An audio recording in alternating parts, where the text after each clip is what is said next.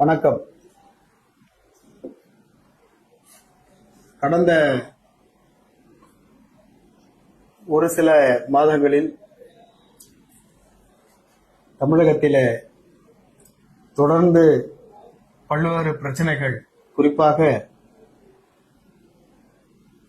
தினசரி படுகொலைகள், போதைப் பொருட்கள், ஆணவ படுகொலைகள், பாலியல் பலாத்காரங்கள், இது போன்ற சம்பவங்கள் தொடர்ந்து நடந்து கொண்டிருக்கின்றது. தற்பொழுது கடந்த வாரத்தில் தூத்துக்குடியில் இருக்கின்ற கவின் இன்றைக்கு நாட்டையே உலுக்கி இருக்கின்ற சம்பவம். பட்ட பகலிலே ஒரு வாலிபரை வெட்டி படுகொலை செய்திருக்கிறார்கள். அதற்கு காரணம், படுகொலை செய்தவருடைய சகோதரியை அவர் காதலிப்பதாக சொல்லி இருவேறு சமூகத்தை சார்ந்தவள் என்கின்ற காரணத்தினால் படுகொலை செய்திருக்கிறார்கள். ஆக இது புதிது அல்ல.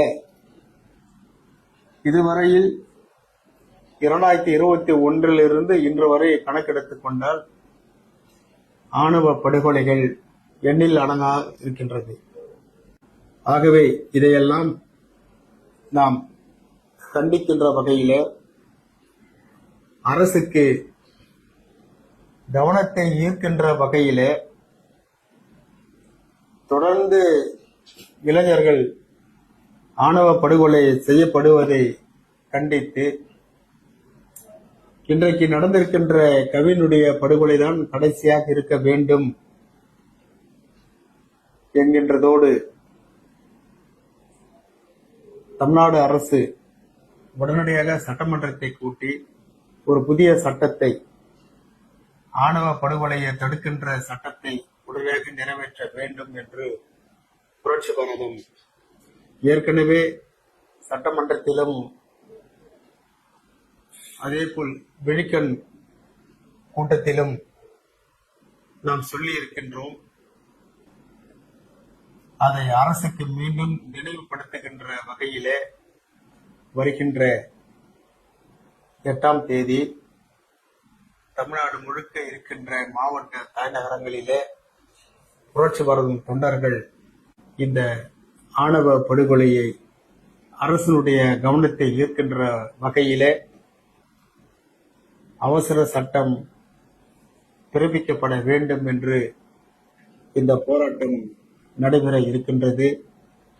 நம்முடைய புரட்சி பாரதம் தொண்டர்கள் அந்தந்த ஒருங்கிணைந்த மாவட்ட தலைநகரங்களிலே இந்த போராட்டத்தை நீங்கள் கையில் எடுக்க வேண்டும் என்று இந்த நேரத்திலே நான் தெரிவித்துக் கொள்வதோடு, நம்முடைய தலைமை நிர்வாகிகள் ஒவ்வொரு மாவட்டத்திற்கும் யார் யார் எந்தெந்த மாவட்டத்திற்கு செல்கிறார்கள் என்கின்ற ஒரு அறிவிப்பு நாளை காலை அனைவருக்கும் வந்துவிடும். அதன்படி இந்த போராட்டங்களை நீங்கள் அமைதியான முறையிலே அரசுடைய கவனத்தை ஈர்க்கின்ற வகையிலே உங்களுடைய கோஷங்களும் உங்களுடைய அந்த போராட்டமும் இருக்க வேண்டும் என்று நான் தெரிவித்துக் கொள்வதோடு, நான் திருவள்ளூர் மாவட்டத்திலே நான் கலந்து கொள்கின்றேன். மற்ற நிர்வாகிகள் எல்லாம் அந்தந்த மாவட்டங்களிலே கலந்து யார் எங்கே கலந்து கொள்கிறார்கள் என்கின்ற ஒரு அறிவிப்பு நாளை வெளியிடப்படும் என்று நான் தெரிவித்துக் கொள்கின்றேன்.